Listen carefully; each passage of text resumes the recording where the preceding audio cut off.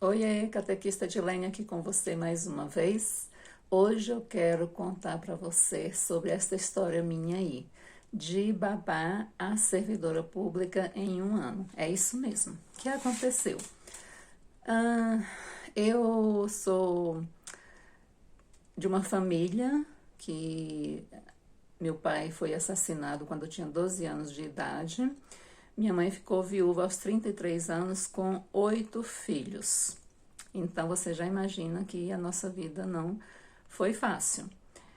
Minha mãe veio com a gente para Brasília no início da década de 80 e nós trabalhamos naquela época, ainda era antes da Constituição de 1988, então a gente não tinha os direitos que existem hoje dos trabalhadores. E naquele tempo a gente trabalhava muito, né, como balconista de padaria, vendedor em comércio, nas lojas.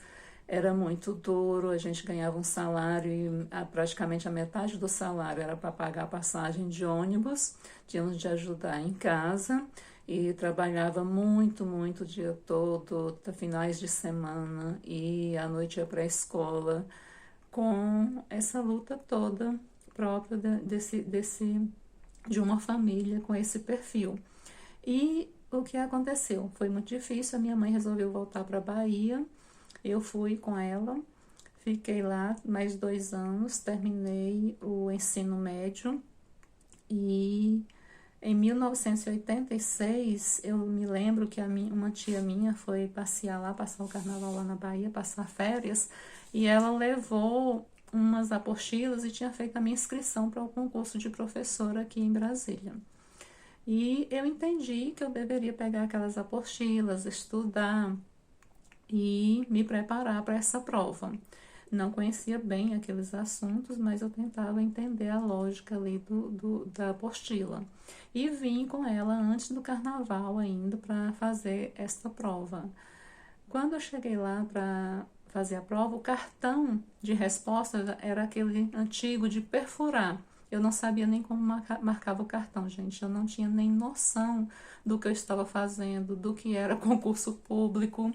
Já havia escutado falar, quando eu trabalhei na iniciativa privada, no comércio, uma vez uma chefe minha comentou: gente, vocês vão estudar para concurso público porque essa vida aqui de comércio não tem futuro para vocês. Mas eu não tinha noção, eu não alcançava o que era o tal do concurso público. Mas aquelas informações foram ficando ali na minha cabeça. Quando eu terminei de fazer este concurso de professora, a minha chance era zero de passar no concurso. Eu peguei o ônibus de volta para a Bahia com a minha tia, que ia para lá para passar o carnaval.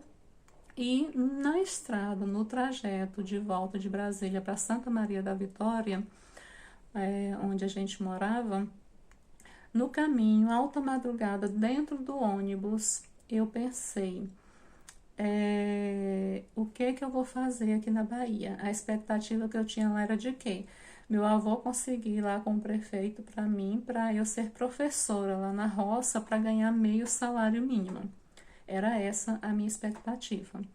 E eu pensei, eu vou voltar para Brasília, vou me oferecer para ser a babá de uma amiga da minha tia que estava procurando uma babá para pagar meio salário mínimo.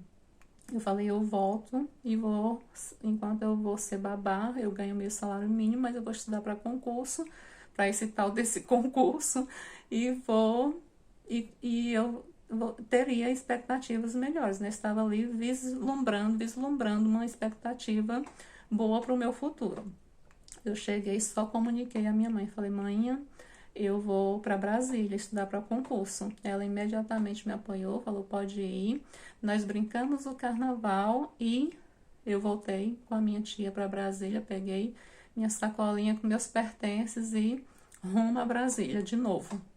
Cheguei aqui em Brasília, fui trabalhar de babá para cuidar de 2 crianças, uma de 3 anos, outra de 6 meses, com a Regina e o Bueno. No primeiro mês, eles já reconheceram o meu trabalho, que eu fazia tudo com muito zelo, muito bem feito, com muito carinho, e eles já me pagaram salário no primeiro mês. Então, eu já fiquei assim, muito satisfeita, muito feliz de já receber um salário já de imediato. Enquanto eu trabalhava de dia de babá, à noite eu ia para o cursinho com a minha irmã, com minhas tias, minhas primas, fazer cursinho para concurso público. E ali eu fui descobrindo, entendendo o que era o tal do concurso público e fui me preparando. A gente se empenhava muito, estudava. Se tivesse aula no final de semana, até no domingo, a gente participava, estudava bastante. Nunca foi fácil, gente. Concurso não tem isso de, naquele tempo era mais fácil. Em toda época tem a sua dificuldade própria, né? Tem os seus recursos mais ou menos limitados. E assim é. E ali nós fomos estudando com muito empenho e trabalhando como babá. E para quem conhece Brasília, eu trabalhava como babá lá no final da Asa Sul, na 216 Sul. À noite, quando a minha patroa chegava, pegava as crianças, eu atravessava o Eixão e ia para 516 Sul, onde era esse cursinho CPC, que eu nem sei se ainda existe. CPC, era um curso preparatório para concurso público. E assim nós passamos o ano inteirinho ali fazendo cursinho e estudando. Eu tinha todo o apoio dos meus patrões, eles me incentivavam muito a estudar. Sou muito grata a eles pelo reconhecimento e pelo incentivo que eles sempre me deram. O que aconteceu? No final do ano, no primeiro concurso, na primeira tentativa que eu fiz de concurso para um ministério, eu não passei. E eu fiquei muito triste, chorei, mas a minha patroa veio, me consolou, ela era servidora pública também, e disse, eu também já passei por essa experiência, mas continue estudando que você vai ser aprovada. Eu derramei as lágrimas ali, sequei imediatamente e vida que segue, segui adiante com a minha turma ali, meus familiares, fazendo mais cursinhos, estudando. E antes do fim do ano de 1986, o que aconteceu? Veio a colheita.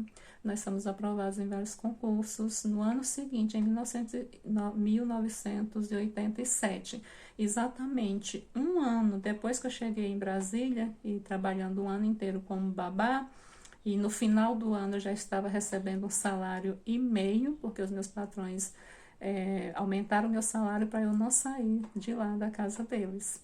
E eu já estava recebendo um salário e meio, que já era muito para aquela época, entendem? E aí no ano seguinte, exatamente um ano depois, eu já estava tomando posse em vários concursos. Eu tomei posse primeiro para o concurso do Ministério, depois tomei posse para a Fundação Social e depois eu escolhi ficar no Tribunal de Justiça do DF.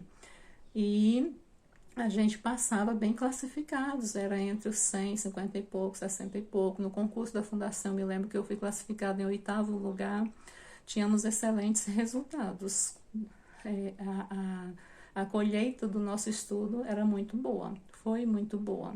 O concurso público era uma opção excelente naquela época para a gente, e nós vislumbramos essa oportunidade e corremos atrás. Claro que não é a única opção, a pessoa pode empreender hoje, né? Com a tecnologia, o leque de opções é muito maior. Mas é uma porta, principalmente para quem, né, veio de babá. De repente, se tornar uma servidora do judiciário foi uma guinada na vida. Então, o que é que eu vejo? Que aquela minha decisão no ônibus, quando eu senti ali aquela inspiração, que eu considero uma inspiração divina, naquele momento que eu não tive medo, eu não questionei, eu não pensei, será que vai dar certo, será que não vai dar?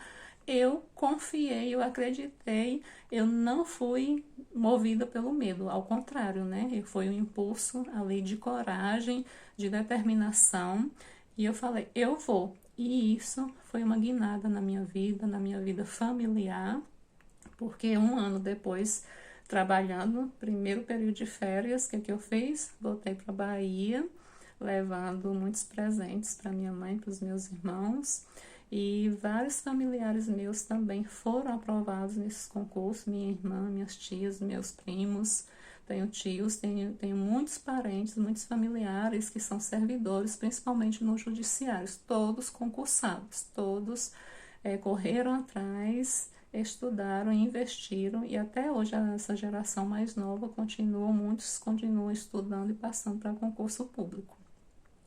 E o que eu quero deixar de mensagem para você, que a catequese não é falar só da doutrina da fé, é falar de experiência de vida, é falar de conquistas, é falar do que a gente pode como filho de Deus, né? Nós temos um potencial como filhos de Deus que nos permite conquistar grandes coisas, ir mais longe.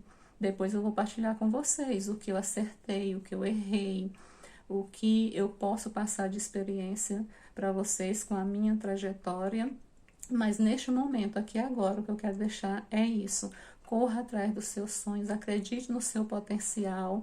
Nós podemos avançar sim por águas mais profundas, nós podemos conquistar grandes coisas se nós nos propusermos a isso, se nós investirmos no nosso potencial, nos nossos dons, nas nossas habilidades e tivermos esta determinação e essa percepção de que é possível avançar por águas mais profundas e colocar todo o nosso potencial a serviço nosso pessoal, familiar e também da sociedade do mundo.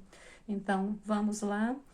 Eu espero que você se sinta motivado com esse meu testemunho, com essa minha história e que você busque realizar os seus sonhos, ok? Deus abençoe os seus projetos.